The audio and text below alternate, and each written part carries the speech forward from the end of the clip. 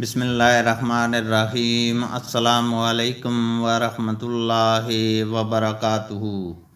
حدیث نبوی صلی اللہ علیہ وسلم ہے، ہم سے احمد بن محمد نے بیان کیا، انہوں نے کہا کہ ہم کو عبداللہ نے خبر دی، انہوں نے کہا کہ ہم کو معمر نے خبر دی، انہیں زہری نے، انہیں عروہ بن زبیر نے، اور ان سے مسور بن مخرمہ رضی اللہ تعالیٰ عنہما اور مروان نے بیان کیا کہ نبی کریم صلی اللہ علیہ وسلم مدینہ سے تقریباً اپنے 1000 ساتھیوں کے ساتھ حج کے لیے نکلے۔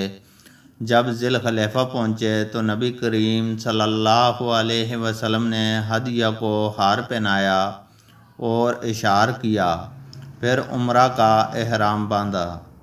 اللہ تعالیٰ سے دعا ہے کہ وہ ہمیں قرآن اور حدیث کو سننے، سمجھنے اور اس پر عمل کرنے کی توفیق عطا فرمائے، آمین۔